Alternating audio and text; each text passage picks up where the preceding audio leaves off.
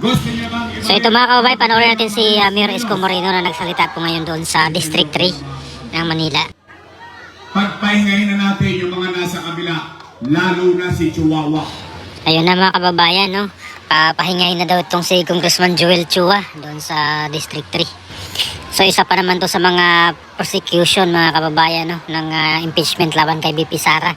So paano yun, hindi na siya makabalik. Si Chihuahua, nagtatapang-tapangan lang yon, nangihiram ng tapang sa alak. Pero kayo, tatanungin ko na kayo diretsahan. Nakita nyo na ba dito yan ng normal na araw? Nabisita ba kayo dyan dito? Pag may sakit kayo? Wala. Bakit? Doon busy sa Huwadcom. Tama mali. Pero tingnan ninyo to. Tingnan nyo ito. Ilan na dumating dito. Kaya, mga kababayan, ako naman ay real talk lang. Total, nakatulong naman ako sa kanila. Kahit na tinatanggi nila, okay lang yon. Basta ako, masaya ako na naging bahagi ng tagumpay nila. Total, tinulungan natin sila maging kusyal. Tama mali? Nanalo, di ba? Tinulungan natin ulit maging kusyal. Nanalo, di ba? Tinulungan natin ulit maging kusyal. Nanalo, di ba? Tinulungan natin yung kapatid na kusyal. Nanalo, di ba? Pinababa natin yung kapatid. Pinatakbo natin congressman. Nanalo, di ba? Total, tayo naglagay. Pwede ba tayo na rin magtanggal sa kanya? Pwede? Okay, mga taga San Nicolas. Sisigilin ko kayo. Aabangan ko boto rito sa San Nicolas. Kailangan walang makuha ang boto yan. Ang makuha lang niya yung binigyan niya ng JO. Nabigyan na ba kayo ng JO? Hindi ba? Mahinang klase pala kayo. Ay di bale, hayaan nyo na yun. Basta, bigyan nyo ako ng mga kasama. Nandito na sa kodli ko ang buong Yormes Choice. Ito naman, on a personal level. Basta ako, masaya akong nakatutulong sa tao, sa isa o sa maramihan. Katulad ni Chihuahua, itanggi man niya, wala na akong magagawa doon. Basta natulungan natin sila. O tapos na. We move on with our lives. Mga batang San Nicolas, mga batang 3rd District, pwede ba gawin natin ng congressman na makikita natin, makakausap natin, nakangiti lagi at may malasakit sa kapwa? Apple Nieto!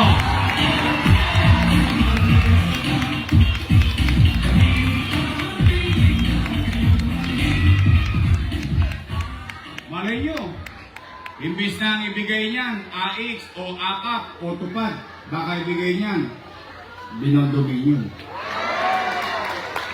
Tanong, Yorme, pwede ba yun? Pwede. Depende sa puso ng leader. Tama mali? Baka naman ako makalimutan yun. Promise? Yorme's choice tayo? Promise? Kasi dalawa lang naman ang pagpipilian ninyo eh. Dalawa lang. Unang grupo, Yorme's choice. Matamis. Yung pangalawang grupo, Ladies' choice. Ba't parang nakasimangot kayo lahat? Wala ko sinabi, kayo may sabi dun ha? Oh, Yorme's choice tayo sa puso nyo. Buong San Nicolas, Yorme's choice tayo. Buong 3rd District, Yorme's choice tayo. Sa totoo lang, hindi naman ako papatol sa kanila. Yung mga panirang ginawa nila simula nung Nobyembre, nung Disyembre, January, February, patawag dito, patawag doon, isang bulig dito, 5 kilo doon. Eh, siyempre, nakakatakot din dahil gipit ng tao. Eh sabi ko naman, doon sa mga nakausap nila, sabi ko, tanggapin nyo lang tanggapin. Sayang din 5 kilo. Pansain din yun. Tapos may isang bulig ka pa. May pan-Jollibee ka pa. Mamantikaan man lang tayo kahit konti. Tama ba? Kung ako'y mali, di mali din sila. Kasama ko silang gumawa nun eh. Tama ba? Mali pala ba't yung inaprubahan? Lalo na, kayo mga taga 3rd District, yan si Chihuahua. Kilala yung si Chihuahua? Siya majority floor leader nun eh. Mali pala eh. Ba't yung inaprubahan? Tama mali? Tulong guys. Ito, ako naman eh. Wala naman akong kinubli sa inyo. Ano sinabi ko? Magla-lockdown. Magla-lockdown. Anong pangamba ng tao? Mamatay. Magutom. Ano sabi ko sa Facebook? Mga nanay ko, mga tatay ko, mga lolo't lola ko, pumanatag kayo. Huwag kayong mag-alala. Pag ako, wala nang maibebenta, wala nang mautangan, nakita nyo itong relo na ito, ipatakas ako to kitang bunting makaraos lang tayo. But kidding aside, mga nanay ko, mga batang Maynila, may awa ang Diyos. Sa tulong ninyo, nakabalik tayo. Una kong gagawin, lilinisin ko ulit ang lungsod ng Maynila. Kaya ko bang gawin yun? Naniniwala ba kayo? May prueba ba tayo dati? Pumanatag kayo. Pangalawa kong gagawin, pero kailangan ko muna kayong tanungin. Nay, Tay, napapansin niyo ba gumamit tulongge sa Maynila? Hold up dito, hold up doon, snatching dito, snatching doon. Tama mali? Nung araw, pinagkakalawit ko na lahat yan eh. Bakit? Kasi nung araw, nung panahon ko, may gobyerno sa umaga, may gobyerno sa tanghali, sa hapon, sa gabi, hanggang madaling araw, may gobyerno sa lungsod ng Maynila. Kasi si Yorme, madaling araw na nasa kalye pa. Tama mali?